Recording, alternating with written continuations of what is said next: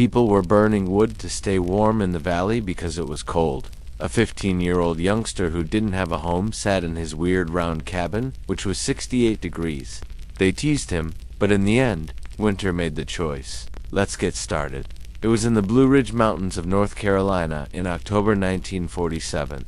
In Madison County, every builder was erecting the same rectangular cottages that their fathers and grandfathers had built. But 15-year-old Elias Crowley was making something that made everyone in the valley wonder if he was crazy. The child who was thrown out of his stepfather's house with only a canvas bag and $40 in crumpled bills was building a round dwelling. There were no corners or right angles. The only thing that stood out was a single, curved wall that rose from a stone base on a windy hill where no one wanted to reside. When kids spotted another kid creating a house out of corn at Marshall's feed store, they laughed. Let him stay out in the cold for 2 months until he dies and crawls back to town. Elias Crowley, on the other hand, had no plans to crawl anywhere. He had spent 3 years watching, listening to, and remembering all his Cherokee grandmother had taught him before she died. She had told him that the square dwellings of white people were losing a war with nature.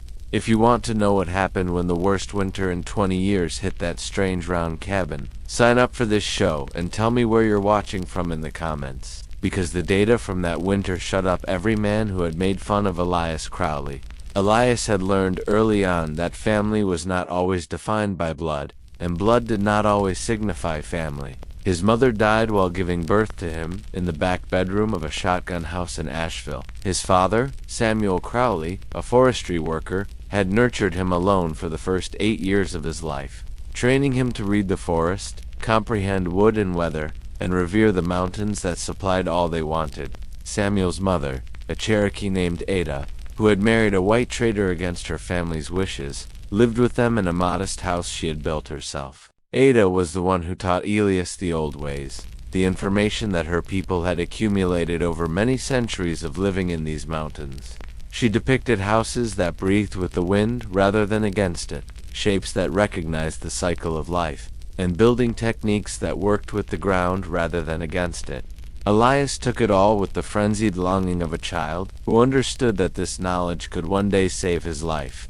Samuel Crowley perished in a logging accident when Elias was 11 years old. A white oak that should have fallen straight twisted on its stump and came down improperly, crushing him before he could react. Ada followed her son to death 6 months later. Her heart was devastated, and her will to continue was gone. Elias found himself alone, an orphan with Cherokee lineage in a world that didn't value either circumstance. The county put him with his mother's sister and her husband, Vernon Cross, who owned a small farm near Marshall. Vernon wasn't cruel in clear ways. He didn't beat, starve, or keep Elias in closets. Vernon's actions were easier but probably more harmful. He simply communicated, by 1,000 subtle cuts of indifference and disdain, that Elias was a burden to be borne, not a kid to be loved. For 4 years, Elias toiled on the farm, went to school when labor allowed, and kept his head down.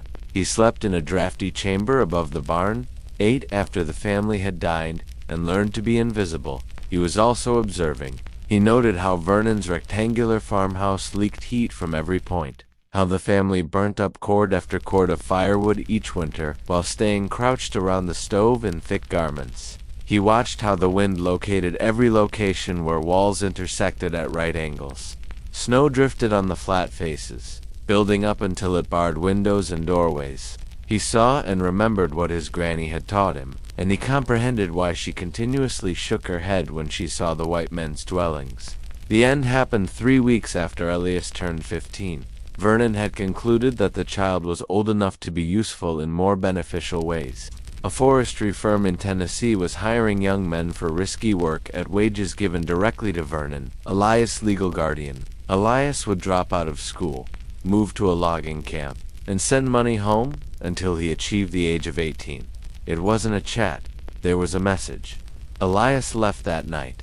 He took his grandmother's diary, a hand-drawn collection of building techniques and natural wisdom collected over 60 years. He took the $40 he had earned from odd jobs over 4 years, along with coins and crumpled bills buried in a coffee can beneath the barn floor. He brought a canvas bag, a hunting knife, a wool blanket, and the clothes on his back. He walked north into the mountains, to terrain so steep and inaccessible that no one had cared to claim it, and he didn't look back. The ridge Elias picked was around 4,000 feet high, a wind-swept shoulder of granite and thin soil that more sensible inhabitants had passed over for years. The site had legally belonged to a forestry business, which had chopped it naked in the 1920s, before leaving it when the Depression made even inexpensive land worthless.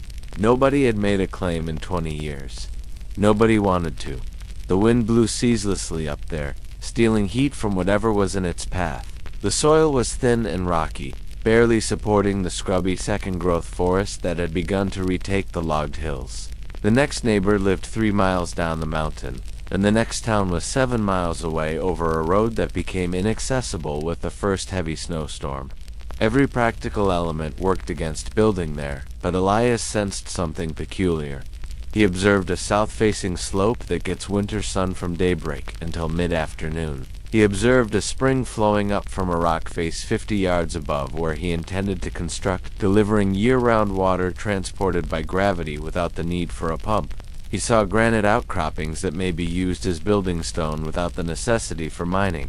He observed stands of young oak and hickory that the loggers had left behind, perfect for cutting and curing. Most notably, he noted a little natural clearing where the wind patterns produced a relative calm zone, where the constant mountain gusts divided around a rock formation and reconnected downslope, leaving a pocket of still air in between.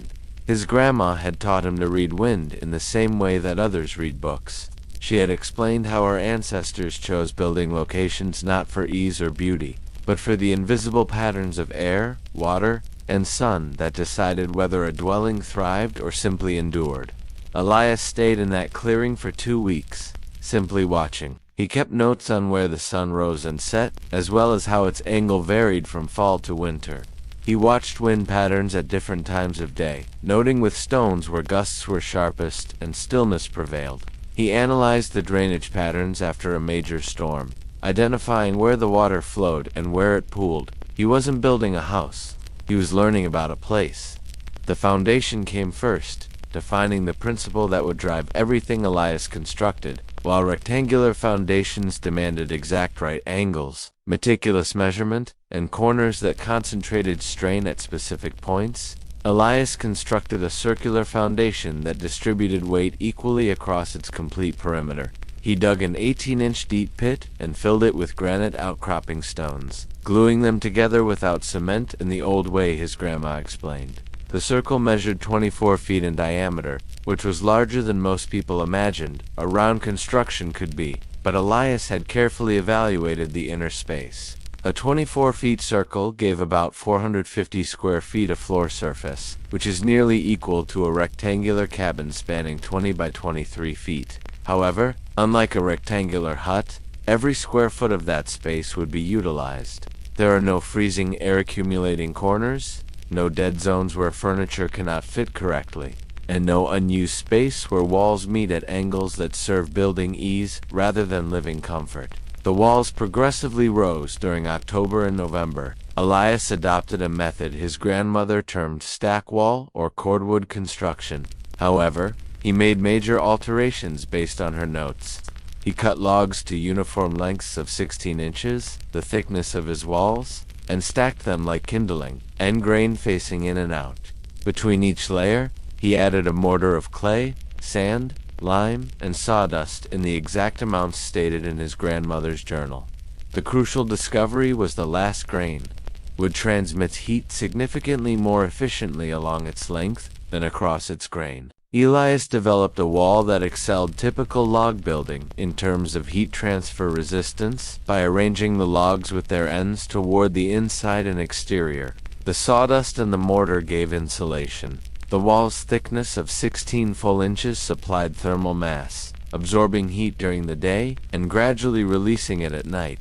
However, the circular shape was what made the system genuinely efficient.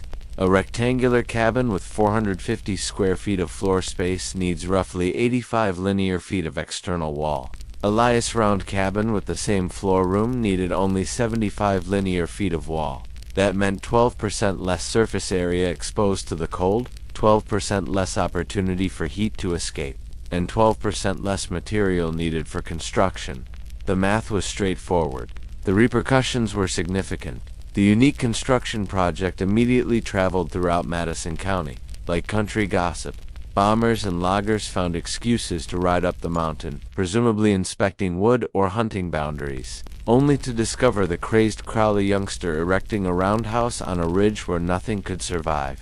Earl Hutchkins, who ran the feed business and considered himself an expert in all practical affairs, made the visit in late October. He brought his son Roy and 2 other men, who stood at the edge of Elias' clearing, arms crossed and features arranged in knowing delight.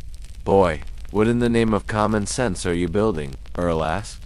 Elias sat on the log piece he was putting in place and wiped his hands on his pants. "A house, sir." "That is not a house. A house has sides, appropriate walls, and a roof peak that sheds snow." Earl shakes his head. "That is a silo." "Are you going to store grain yourself?" The other men laughed. Roy Hutchkins, who was 17 and had never built anything more than a fence, laughed the hardest. Elias stayed composed, his grandmother's patience reflected in his measured reaction. "Sir, corners are weak places. That is where cold comes in and heat escapes. A circle contains no weak portions." Earl said. "A circle makes no sense. How will you arrange furniture against a curved wall? How do you plan to frame windows in a round structure? How are you going to put a roof on that?" These were valid questions, and Elias answered reasonably. Furniture could be constructed to fit curves or positioned away from walls. Windows could be framed with angled cuts to meet the wall's curve. The roof would be a shallow cone supported by a central pillar and radiating rafters, making it faster to build and substantially more wind-resistant than a peaked roof. Earl listened with the patronizing focus of a man who has already made his choice. When Elias finished talking, Earl smiled like he was ready to provide information to a fool. "Son, I've been living in these woods for 47 years. My father lived here before me, as did his father before him. We've been building buildings in the same way for generations because it works." He indicated to the circular walls rising from their stone base. "You're 15 years old. You have no money, no aid, and no experience. And you're trying to reinvent something that doesn't require it." He turned to go and halted. "The first severe winter will teach you lessons that your grandmother's fairy stories could not. Come meet me in town when you're ready to build something proper. If you live long enough, I'll help you find honest work." The men rode away, their laughter carrying back up the slope long after they disappeared into the trees. Elias returned to his work. The walls would not build themselves, and winter was coming. November brought the first serious cold, temperatures dropping into the 20s at night, and Elias pushed himself to complete the structure before conditions made construction impossible. The roof went up in a single week of frantic labor. A cone of radiating rafters meeting at a central post, covered with overlapping wooden shingles he had split from oak blocks during the warmer months. The pitch was shallow, only 15, which conventional wisdom said was too flat to shed snow. But Elias knew something conventional wisdom had forgotten. A shallow pitched roof on a circular structure does not accumulate snow the way a peaked roof does. Wind flowing over the curved walls created a consistent uplift pattern that swept the roof surface clean. Snow that landed was lifted and scattered rather than piling in drifts. The circular shape had no valleys, no corners, no places where snow could accumulate and stress the structure. Elias had watched his grandmother's small round cabin on his father's property shed snow that buried the rectangular farmhouse next door, and he trusted what he had seen over what others assumed. The door faced southeast, positioned to catch morning sun while avoiding the prevailing northwest winds. A single window, larger than most cabins featured, faced due south to maximize passive solar gain during winter months. Elias framed it with a deep sill that would allow sunlight to penetrate far into the interior. When the sun sat low on the horizon, a small wood stove occupied the center of the single room, its chimney rising through the apex of the conical roof. The central placement was deliberate. Heat from the stove would radiate in all directions equally, warming every part of the circular space. In a rectangular cabin, a corner stove created hot and cold zones. Areas near the fire that roasted while areas in distant corners froze.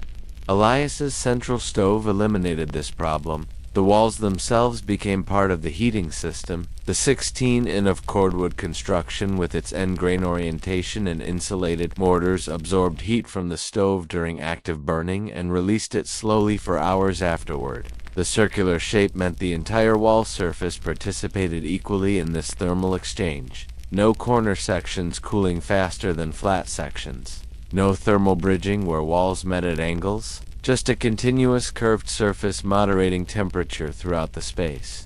Elias moved into the completed cabin on November 28, 1947.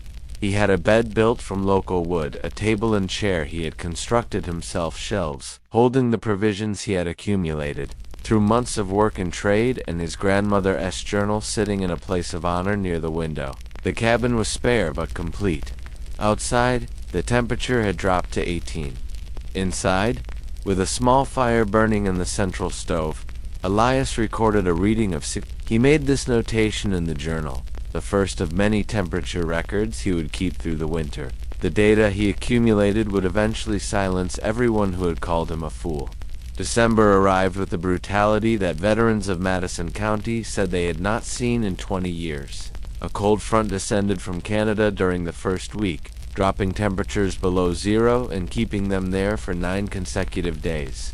Snow fell in quantities that blocked roads, collapsed outbuildings, and trapped families in their homes. The county recorded 3 deaths from exposure, and 2 more from fires started by desperate attempts to keep warm. Earl Hutchkins burned through his entire winter wood supply by January 15th, and had to purchase more at 3 times the autumn price. His rectangular farmhouse, despite its 2 fireplaces and potbelly stove, could not maintain 50 when temperatures outside dropped below -5. The family slept in the kitchen, the only room that stayed bearably warm, huddling under every blanket they owned, while the rest of the house froze. His son Roy developed frostbite on 2 toes after the fire died during one particularly cold night. Throughout the county, the story repeated itself. Families burned more wood than they had ever burned before, and still could not keep warm. The snow drifted against flat walls until it blocked windows and doors, requiring hours of shoveling to maintain access. Wind found every corner joint, every gap where walls met at right angles, every weak point in conventional construction. Houses that had seemed adequate for decades revealed themselves as barely sufficient shelters, tolerable in normal winters, but overwhelmed by genuine cold. 3 miles down the mountain from Elias Crowley's ridge, a farmer named Clement Hardin rode his mule through snowdrifts to check on the boy everyone assumed had died weeks ago. Clement had argued against the mockery at Earl's feed store, though not loudly enough to matter. He was a quiet man who had learned that being right brought less satisfaction than simply being left alone. Still, the thought of a 15-year-old boy frozen to death in a foolish round cabin troubled his sleep, and he decided to know for certain one way or another. What Clement found on that ridge defied everything he thought he understood about winter construction and survival. The round cabin sat in its clearing like something from another world, its curved walls shedding the pale winter sunlight, its shallow roof swept clean of snow by the constant wind that scoured everything else on the ridge. No drifts had accumulated against the walls. No ice dams had formed along the roofline. The structure looked almost warm, if a building could look warm, settled into its site, as if it had grown there rather than been built. Smoke rose from the central chimney in a thin, steady stream that suggested efficient burning rather than desperate consumption. Clement dismounted and approached the door, his breath fogging in air that bit exposed skin within seconds. He knocked, and a moment later, Elias Crowley opened the door. The boy was wearing a light wool shirt, no coat, no visible shivering. Behind him, Clement could see the cabin interior glowing with warmth, the central stove radiating heat that seemed to fill every inch of the curved space. "Mr. Hardin," Elias said, genuine surprise in his voice. "Come in, sir. You must be frozen." Clement stepped inside and stopped. The warmth hit him like a physical force, not the searing blast of a roaring fire, but a deep, even heat that seemed to come from everywhere at once. The curved walls radiated warmth. The floor, made of fitted stone, held residual heat from the stove. The air itself felt different, still and comfortable in a way Clement had never experienced in any cabin he had entered during winter. "What temperature is it in here?" Clement managed to ask. 68, Elias replied. "I checked it an hour ago."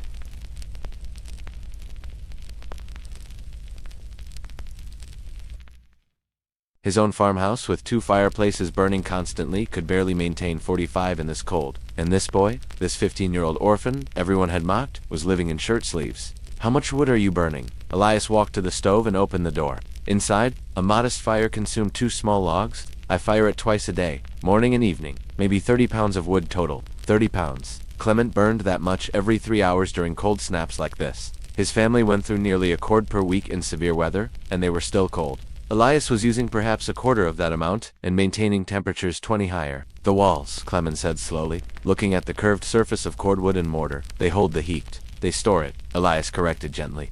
"The thermal mass absorbs energy from the stove and releases it slowly for hours. The circular shape means all the wall surface participates equally. No corners to create cold spots or leak heat." He placed his hand on the wall. "Feel it. Still warm from this morning's fire." Clement touched the wall. It was warm, genuinely warm, like sun-heated stone in summer. He had never felt anything like it in winter, not in 43 years of living in these mountains. Clement Hardin rode down from that ridge a changed man. He stopped at every farm along the way, telling anyone who would listen what he had seen. A round cabin maintaining nearly 70 in below zero weather. A boy burning a quarter of the wood everyone else used and staying twice as warm. Construction techniques that turned everything they knew about building upside down. At first, people dismissed him the way they had dismissed Elias. Clement was known as a quiet, fanciful man, prone to exaggeration when he got excited. A round cabin that stayed warm with no fire. Obviously impossible. Obviously a story that had grown in the telling. But the cold continued, and the suffering mounted. And eventually curiosity overcame skepticism. Earl Hutchkins himself made the journey in late January, driven by desperation rather than humility.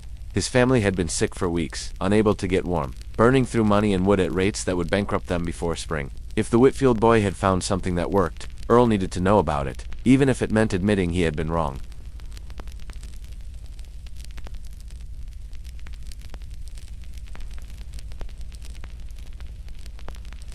Earl did not apologize for his earlier mockery. He was not that kind of man.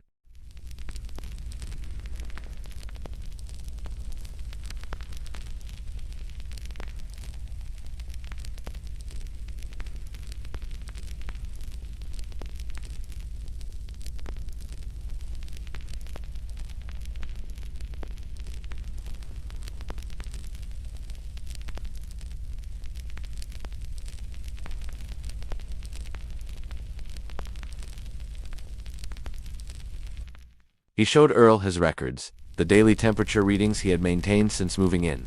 Outside temperatures ranging from -12 to 41, inside temperatures never falling below 62, never requiring more than 2 daily firings of the small central stove.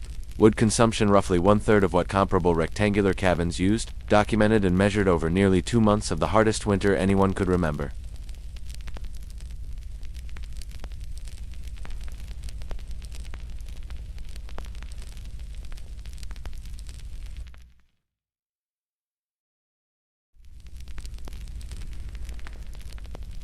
"I've spent more on firewood this winter than I usually spend in 3 years." He looked at Elias with eyes that had finally learned something about humility. "Would you teach me how to build one of these?" Elias Crowley taught Earl Hutchkins, and Earl, despite his flaws, taught others. By spring of 1948, 3 round cabins were under construction in Madison County.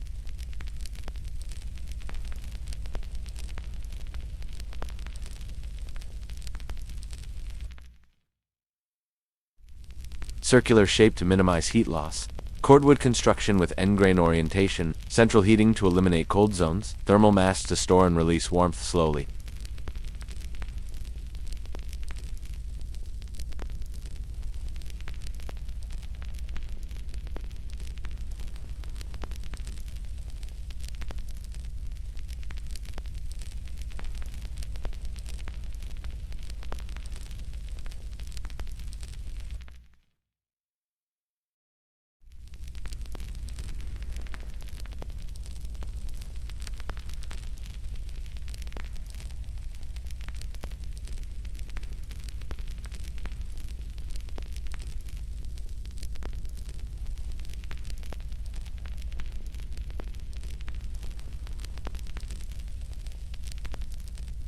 Each one demonstrating that ancient wisdom and practical science were not opposites, but partners. The original round cabin on the windswept ridge still stands today. Elias Crowley lived in it for 62 years, raising a family, weathering winters that would have killed him in any conventional structure, proving every single day that his grandmother's knowledge had been worth preserving. He died in 2009 at the age of 77, surrounded by children and grandchildren who had grown up understanding that the old ways were not primitive, but profound. The winter of 1947-48 did not just test Elias Crowley's round cabin, it tested an assumption that had gone unchallenged for generations. The assumption that the way things had always been done was the way things should continue to be done. Elias proved that assumption wrong, not with theory, not with argument, but with a thermometer and a woodpile. And the simple fact of his survival, the principles he applied were not new. They were ancient, developed by indigenous peoples over thousands of years of living in harmony with their environment rather than in conflict with it.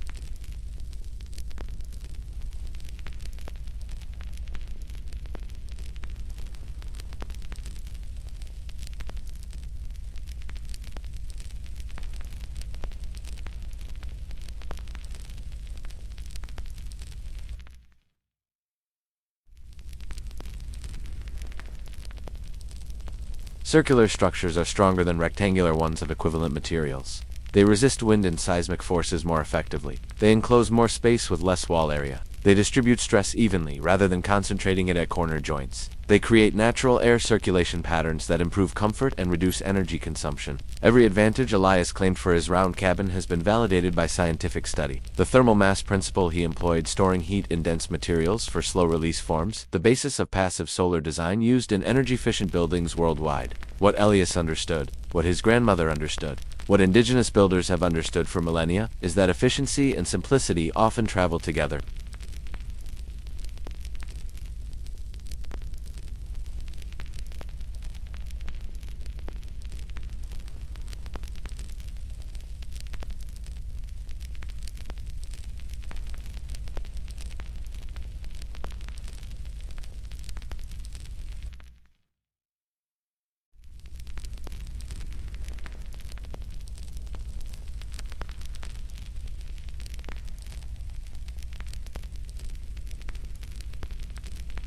Elias Crowley was 15 years old, homeless, penniless, and alone.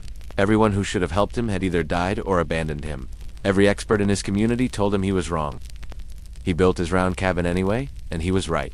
And the people who mocked him eventually came to learn from him. That is not just a story about construction. That is a story about the courage to trust your own understanding when everyone around you insists you are foolish. If this story moved you, if it made you reconsider what you thought you knew about building survival or the wisdom of those who came before us, hit subscribe for more stories about ordinary people who accomplished extraordinary things by questioning assumptions everyone else took for granted.